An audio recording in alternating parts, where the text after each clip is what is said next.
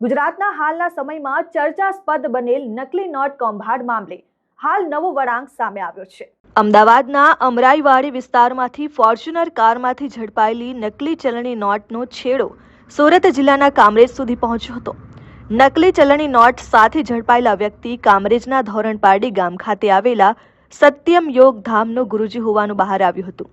જો કે ઘટના બાદ 2 દિવસ સુધી આશ્રમ ખુલ્લો હતો, પરંતુ ગઈકાલથી આશ્રમના મોટા તોતિંગ ગેટ છે તે બંધ કરી દેવામાં આવ્યા અને ગેટ બહાર ચોકથી લખાણ લખવામાં આવ્યું હતું કે પરવાનગી વગર કોઈએ આશ્રમમાં પ્રવેશ કરવો નહીં, તેમજ આવું કોઈ કૃત્ય કરવામાં આવે તો તેના વિરુદ્ધ કાનૂની કાર્યવાહી પણ કરવામાં આવશે। જો કે ગઈકાલે આવું લખાણ લખતા હોય તે સમયે ગ્રામજનો દ્વારા વિડીયો બનાવવામાં આવ્યો અને આ વિડીયો સોશિયલ મીડિયામાં વાયરલ થયો। જો કે આજે જ્યારે અમારી ટીમ ઘટના સ્થળે પહોંચી ત્યારે આ લખાણ ભૂસી ગયેલું જોવા મળ્યું હતું। આ સમગ્ર મામલે ગ્રામજનોમાં ભારે રોષ પણ જોવા મળી રહ્યો છે અને ગ્રામજનોએ આશ્રમની જમીન દોસ્ત કરવાની માંગ ઉઠાવી છે। મારું નામ શૈલેષભાઈ ગજ્જર, ધોરણપાડીનો રહેવાસી છું।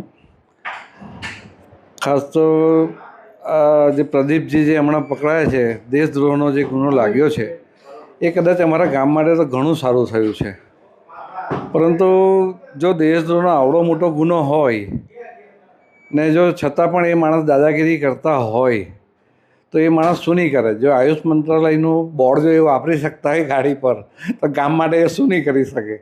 ગામના લોકોને ગભરાવીને એટલે દબરાવીને રાખે એવું એમનું બિહેવિયર છે। બીજી વસ્તુ કે એમના ફાધરનું બિહેવિયર અતિ ખરાબ છે। જે નાના છોકરા રમતા હોય તો પણ તેને કહે એ સાઈડમાં રમ, આમ તેમ, જે ફળિયામાંથી પાસ થાય છે તે।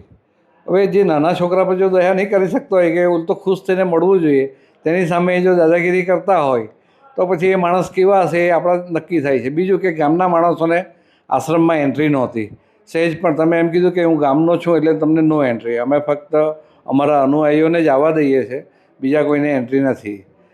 એ ફલિત થતું હતું। બીજું કે એના અહીંયા જે બધા આવતા હતા તે નેતાઓની ગાડી, લાલ લાઇટ કે માનીને ઓફિસરોની ગાડીઓ ઘણી આવી છે, એ અમારા ધ્યાનમાં છે કે રાતે પણ આવે છે, કોઈ વાર કોઈ દિવસે પણ આવે એટલે અમારા ધ્યાનમાં ચડે છે। છતાં ગામ લોકોને જો એ કરતા હોય આ રીતે દબરાવીને, તો પછી ગામ લોકો સામે કોઈ બોલવાના જ નથી। પણ આ તો પેલું કીધું તેમ છીંડે પકડાયો ચોર એવી જ પરિસ્થિતિ છે। અત્યારે ગામની પરિસ્થિતિ એવી છે કે આખા ગામને બદનામ કરી નાખ્યું છે। અહીંયા તો અહીંયા પણ ઇન્ટરનેશનલ લેવલ પર બદનામ થઈ ગયું એવી પોઝિશન છે।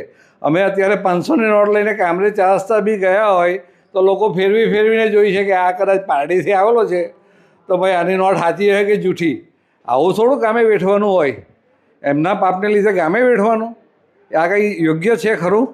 આશ્રમ વિશે તો એવું જ કે જેવી રીતે યોગીજીને આપણા દાદા મુખ્યમંત્રીશ્રી જે કરે છે, ભૂપેન્દ્ર દાદા, બસ એમને આ ડિમોલેશન કરી જ દેવાનું છે। કોઈ પણ સંજોગમાં આવા ન્યુસન્સ કે દેશદ્રોહી વ્યક્તિ અમારા ગામમાં જોઈએ નહીં।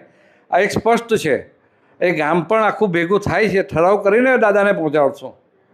શું કીધું? એમાં કોઈ પણ સહેજ પણ એમાં બાંધછોડ થવાની નથી। શું કીધું? અમે નેતાઓને પણ પહોંચાડશું અને દાદાને પણ પહોંચાડશું, કલેક્ટરોને પણ પહોંચાડશું। Bureau report, RN news, Kamrej.